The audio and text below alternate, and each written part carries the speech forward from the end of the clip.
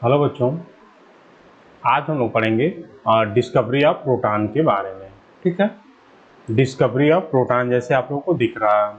इसके पहले हम लोग डिस्कवरी ऑफ इलेक्ट्रॉन पढ़ चुके हैं। अब देखो, डिस्कवरी ऑफ प्रोटॉन ऐसे हुआ कि हमें पहले पता चल चुका था कि एटम्स क्या होते हैं, न्यूट्रल ही होते हैं। जब हमें ये पता चल गया कि एटम्स में क्या होते हैं, इलेक्ट्रॉन प्रेजेंट होते हैं, एटम्स में इलेक्ट्रॉन प्रेजेंट होते हैं, तो इससे ये पता चला कि आगे चल के कि इसमें कोई ना कोई और इलेक्ट्रिकली चार्ज पार्टिकल्स प्रेजेंट होता है, तभी क्या होगा, एटम न्यूट्रल होगा।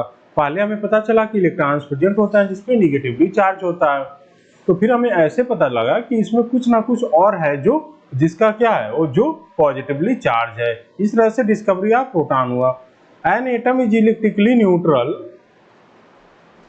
एटम क्या होता है, इलेक्ट्रिकली न्यूट्रल होता है। एन एटम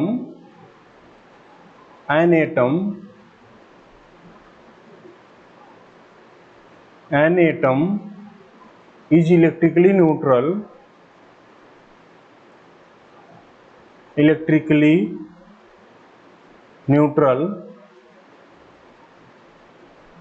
एटम क्या होता है, इलेक्ट्रिकली न्यूट्रल होता है। ठीक है,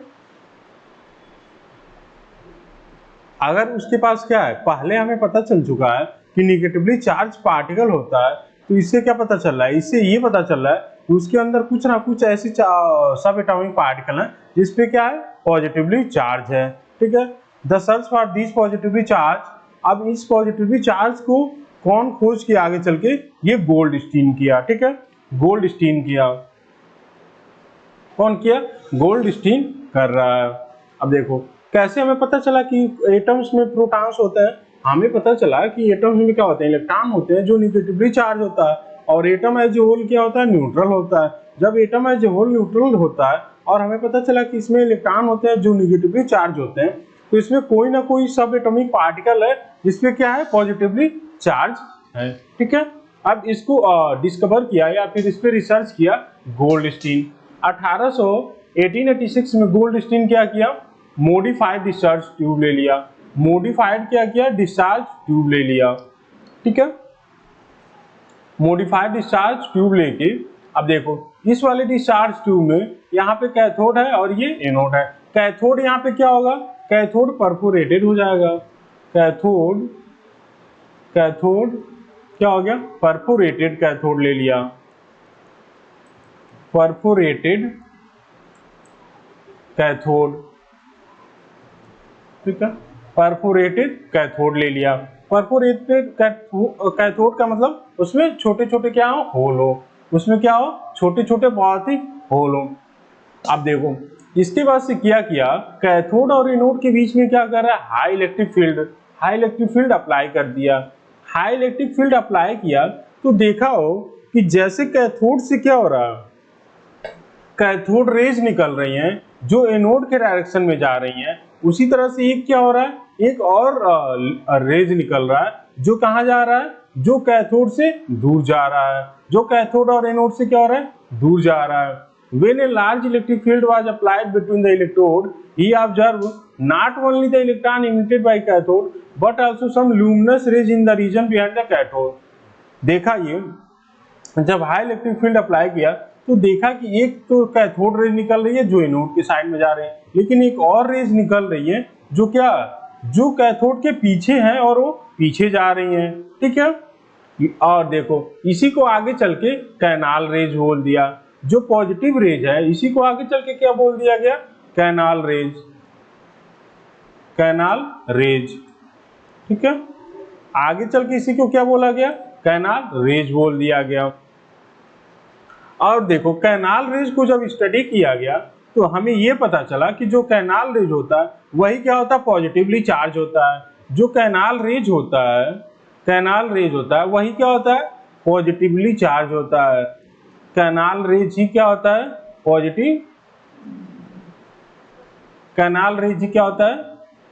पॉजिटिव चार्ज होता है। ठीक है, और आगे चल के इसी पॉजिटिव चार्ज को क्या बोल दिया गया, प्रोटॉन बोल दिया गया। ठीक है, प्रोटॉन बोला गया। ये हो गया डिस्कवरी ऑफ प्रोटॉन के बारे में। डिस्कवरी ऑफ प्रोटॉन कैसे हुआ? हमें पहले पता चल चुका है कि एटम्स क्या होते हैं, इलेक्ट्रिकली न्यूट्रल होते हैं, और एटम्स में क्या होते हैं, निगेटिवली चार्ज पार्टिकल होते हैं जिसको इलेक्ट्रॉन बोला जाता है। जब एटम न्यूट्रल है और उसमें इलेक्ट्रॉन प्रेजेंट है जिसपे नेगेटिव चार्ज है, तो एटम के अंदर कोई ना कोई सब एटॉमिक पार्टिकल है जो क्या है, पॉजिटिवली चार्ज है। ठीक है, तो इस बात पे रिसर्च किया गोल्डस्टीन क्या किया, एक मॉडिफाइड क्या किया, डिस्चार्ज ट्यूब ले लिया और उसमें क्या किया, परफोरेटेड कैथोड ले लिया। जब परफोरेटेड कैथोड और एनोड के बीच में हाई इलेक्ट्रिक फील्ड अप्लाई किया तो देखा हो कि कैथोड से क्या हो रहा है, एक तो कैथोड रेज निकल रही है जो एनोड के डायरेक्शन में जा रही है, लेकिन कैथोड के बैक साइड में एक लुमिनस रेज निकल रही है जो क्या हो रहा है, वो कैथोड से दूर जा रही है। क्या हो रहा है, लुमिनस रेज को कैनाल रेज बोल दिया गया, और आगे चल के स्टडी में पता चला इसमें पॉजिटिवली चार्ज होता है, जिससे आगे चल के इसको प्रोटॉन्स बोल दिया गया। ठीक है, ये हो गया डिस्कवरी ऑफ प्रोटॉन के बारे में। अब देखो प्रॉपर्टीज ऑफ प्रोटॉन। प्रोटॉन में क्या होता है, पॉजिटिवली चार्ज होता है। प्रोटॉन क्या होता है,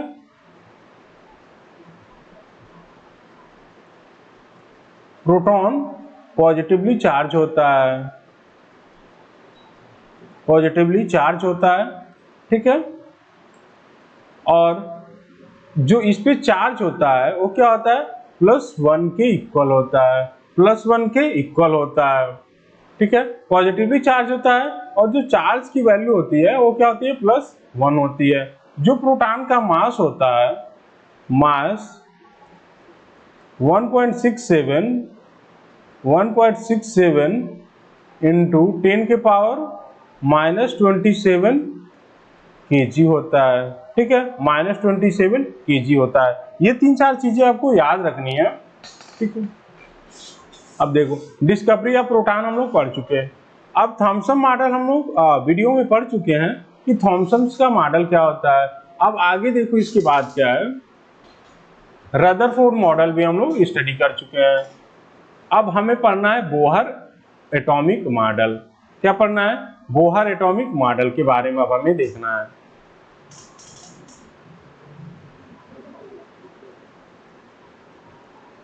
बोहर्स एटॉमिक मॉडल,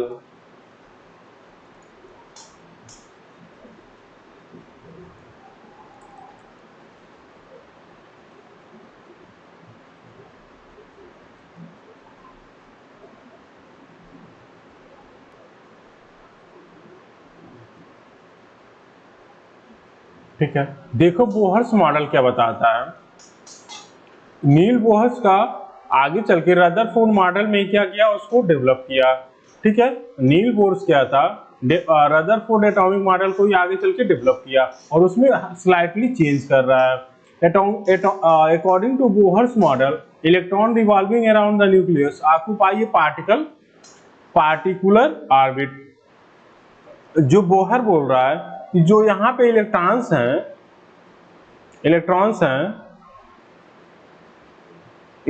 हैं जो न्यूक्लियस के राउंड क्या कर रहे हैं, एक पार्टिकुलर ऑर्बिट में क्या कर रहे हैं, रिवॉल्व कर रहे हैं। इन को बोल दिया गया सेल्स। इन्हीं ऑर्बिट को क्या बोला गया, सेल बोला गया। ठीक है, पार्टिकुलर ऑर्बिट है ये, और इन्हीं को आगे चल के क्या बोल दिया गया, सेल बोला गया। पार्टिकुलर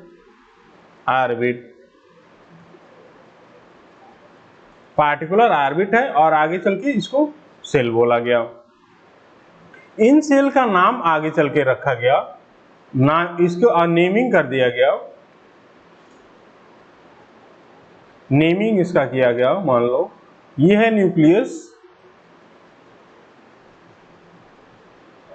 K, L और M, और एक और सेल हो जाएगा तो N सेल हो जाएगा। नेमिंग आपको हमेशा न्यूक्लियस टू आउटर साइड करना है। नेमिंग आपको हमेशा कहाँ करना है, न्यूक्लियस टू आउटर साइड करना है, मतलब starting from the innermost shell. तो इनर मोस्ट सबसे क्या हो जाएगा, K हो जाएगा, फिर उसके बाद L, फिर M, फिर N हो जाएगा। ईच ऑर्बिटल सेल, जो यहाँ पे सेल हैं, इनकी क्या फिक्स्ड एनर्जी है, फिक्स्ड एनर्जी। ठीक है, सारे सेल का क्या है, अलग अलग एक फिक्स एनर्जी है, ठीक है, अलग अलग एक फिक्स या फिर डेफिनेट अमाउंट ऑफ एनर्जी है, इसीलिए इसको क्या बोला जाता है, एनर्जी लेवल भी बोला जाता है, एनर्जी लेवल भी बोला जाता है। सेल्स को कि हम क्या बोल देंगे, एनर्जी लेवल बोल देंगे, एनर्जी लेवल। क्यों एनर्जी लेवल बोला जा रहा है, क्योंकि हर एक सेल्स का क्या है, एक फिक्स या फिर एक डेफिनिट एनर्जी लेवल है, ठीक है, इसीलिए इसको क्या बोला जा रहा है, एनर्जी लेवल बोला जा रहा है। अब देखो जो सेल्स की एनर्जी होती है, सबसे कम एनर्जी होता है जो इनर साइड होता है, जो सबसे कम है वो उसकी एनर्जी सबसे कम होती है, मतलब जो के सेल है, के सेल उसकी एनर्जी सबसे कम, उससे ज्यादा एल, उससे ज्यादा एम और सबसे ज्यादा एन का है, ठीक है। तो ये है एनर्जी का increasing order, increasing order of energy, increasing order of energy, increasing order of energy, ठीक है, ये हो गया। तो एनर्जी के बारे में आप लोग ये समझो कि जैसे ही हम लोग न्यूक्लियस से दूर जाते हैं तो एनर्जी क्या होती है, डिक्रीज कर, एनर्जी क्या होता है, इंक्रीज करता है। जैसे ही हम लोग न्यूक्लियस से दूर जाते हैं तो क्या होता है, एनर्जी इंक्रीज करता है। इसको हम लिख दे रहे हैं आपको,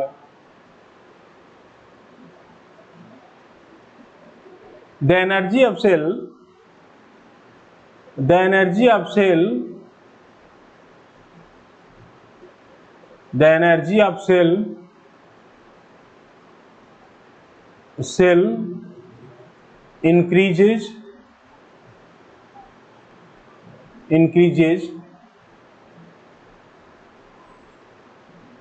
from nucleus to outer side, nucleus to outer side,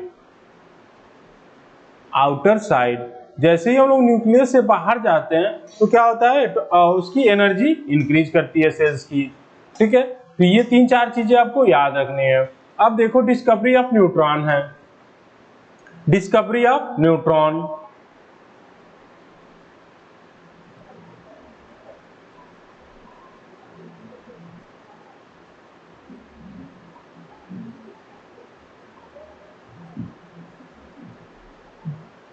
discovery of Newton, Rutherford concluded that virtually all of the mass of an atom is concentrated in nucleus।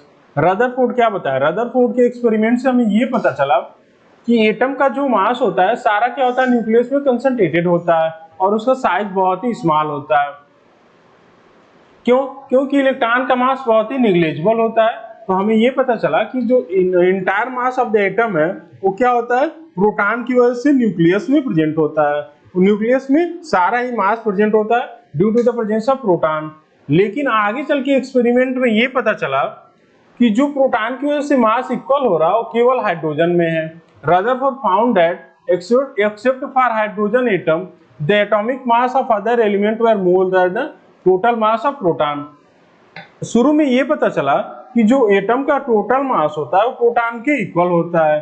शुरू में ये पता चला कि जो total mass of the proton होता है वही क्या होता है, total mass of the atom के इक्वल होता है। लेकिन आगे चल के जैसे जैसे एक्सपेरिमेंट किया गया तो पता चला कि ये बात केवल किसके लिए सही है, हाइड्रोजन एटम के लिए सही है। ये बात किसके लिए सही है, हाइड्रोजन एटम के लिए सही है कि total mass of the proton किसके इक्वल हो जाएगा, total mass of the proton के इक्वल हो जाएगा, ठीक है। तो आगे चल के क्या हुआ, इन 1920 रदरफोर्ड प्रेडिक्ट किए कि इसमें क्या होते हैं, एटम में कोई ना कोई और सब एटॉमिक पार्टिकल प्रेजेंट है, ठीक है, कोई ना कोई और सब एटॉमिक पार्टिकल प्रेजेंट है। 1932 में जेम्स चैडविक आए, वो क्या किए, डिस्कवर किए न्यूट्रॉन की। 1932 में जेम्स चैडविक इंग्लिश फिजिसिस्ट थे, वो क्या किए, डिस्कवर कर दिए न्यूट्रॉन की, ठीक है, न्यूट्रॉन की डिस्कवर की, जिसके लिए क्या मिला उन्हें, नोबेल अवार्ड से नोबेल प्राइज उन्हें दिया गया, ठीक है, नोबेल प्राइज दिया गया। अब देख लो, for which he awarded Nobel prize,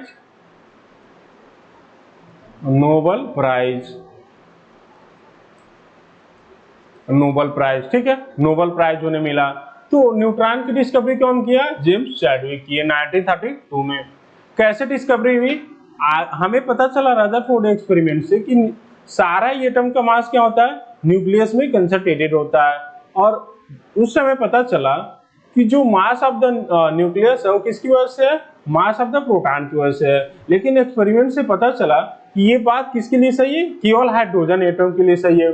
दूसरे अदर एलिमेंट के लिए total mass of the proton total mass of the atom के इक्वल नहीं हो रहा था। तो इसे रदरफोर्ड प्रेडिक्ट किए कि कुछ ना कुछ और सब एटॉमिक पार्टिकल प्रेजेंट है एटम में, ठीक है, जिसकी डिस्कवरी आगे चल के जेम्स चैडविक किए और न्यूट्रॉन उसको बोले, और इसीलिए उनको क्या हुआ, नोबेल प्राइज भी मिला। अब देखो composition of nucleus.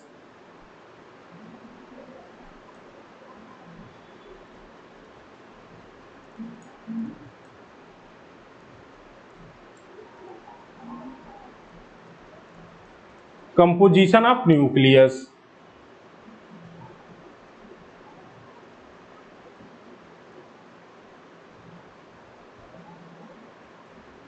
Composition of the nucleus क्या होता है इसके बारे में हम लोग पढ़ चुके हैं, तो हम लोग हल्का हल्का रिवीजन कर ले रहे हैं, ठीक है।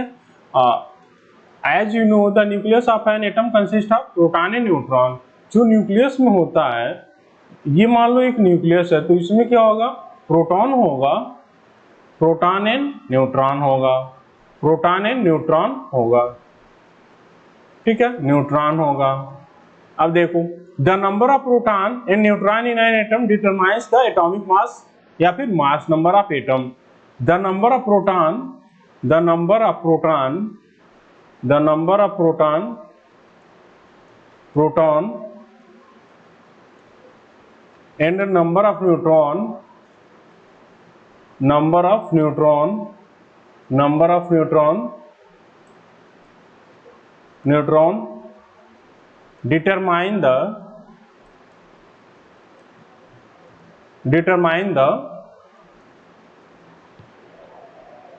atomic mass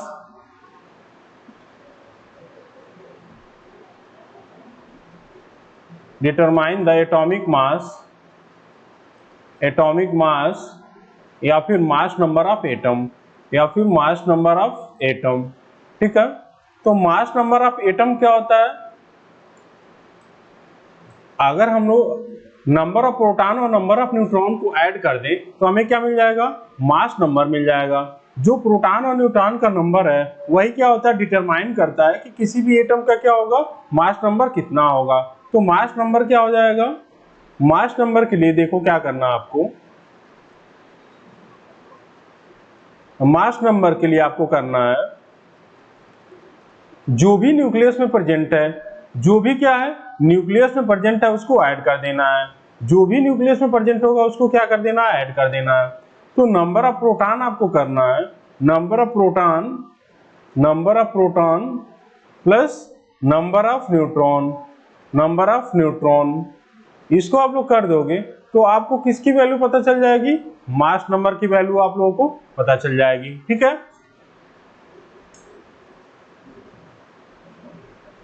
अब देखो एटॉमिक नंबर क्या होता है, atomic number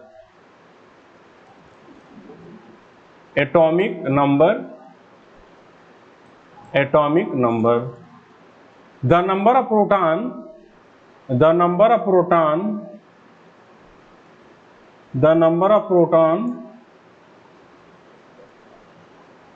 of proton present in nucleus present in nucleus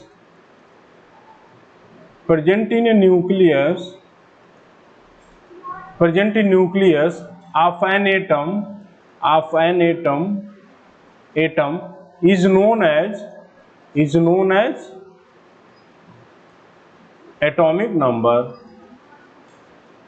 known as atomic number, ठीक है। अब देखो अगर हमें क्या करना है, एटॉमिक नंबर की वैल्यू फाइंड करनी है, एटॉमिक नंबर, तो ये किसके इक्वल हो जाएगा, ये इक्वल हो जाएगा नंबर ऑफ प्रोटॉन के, ये इक्वल हो जाएगा नंबर ऑफ प्रोटॉन के, ठीक है, ये हो गया। अब देखो एटॉमिक नंबर को हम लोग क्या करेंगे, जेड से रिप्रेजेंट करेंगे, एटॉमिक नंबर को जेड से, कैपिटल जेड से रिप्रेजेंट करेंगे, नंबर ऑफ प्रोटॉन को स्मॉल p से रिप्रेजेंट करेंगे। ये हो गया एटॉमिक नंबर के बारे में। ठीक है। अब देखो इसके आगे क्या दिया हुआ है, since an atom is electrically neutral the number of proton present in nucleus must be the equal to the number of electron revolving around the nucleus. अगर एटम क्या है, अगर एटम न्यूट्रल होता है तो जितने नंबर ऑफ प्रोटॉन है उतने ही नंबर ऑफ क्या हो जाएंगे। Since atom is nuclear, since atom is neutral, atom is neutral then number of proton equal to number of electron। ठीक है, नंबर ऑफ इलेक्ट्रॉन हो जाएगा। क्यों?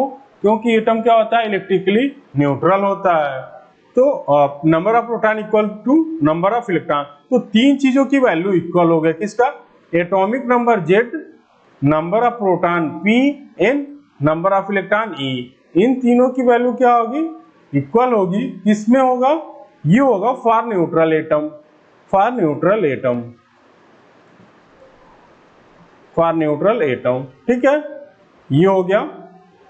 अब देखो मास नंबर क्या होता है, अगर जो भी न्यूक्लियस में प्रेजेंट है, जो भी न्यूक्लियस में प्रेजेंट है, टोटल मास आप लोग ऐड कर दोगे तो वही क्या हो जाएगा, मास नंबर हो जाएगा। मास नंबर क्या होगा,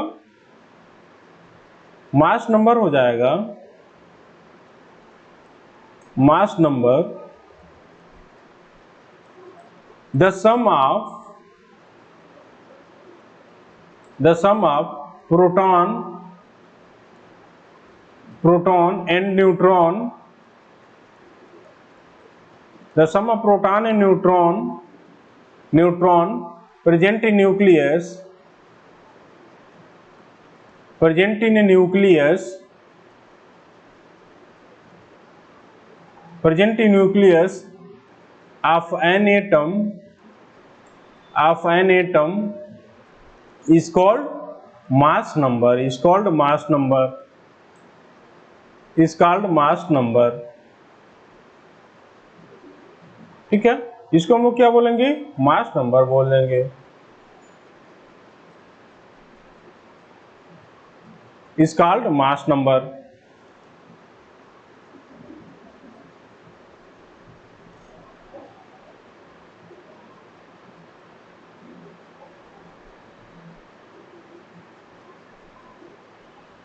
मास नंबर को रिप्रेजेंट करेंगे ए से, कैपिटल ए से मास नंबर को रिप्रेजेंट कर रहा है। अब देखो कैपिटल ए इक्वल टू हो जाएगा नंबर ऑफ प्रोटॉन P और नंबर ऑफ न्यूट्रॉन N। ठीक है, तो A इक्वल टू क्या हो जाएगा, P प्लस N हो जाएगा। A इक्वल टू क्या हो जाएगा, P प्लस N हो जाएगा। A equal to P plus N हो जाएगा। ये हो गया मास नंबर के बारे में। ठीक है, तो ये हो गया कंपोजिशन ऑफ द न्यूक्लियस, आपको समझ में आ गया होगा। ओके।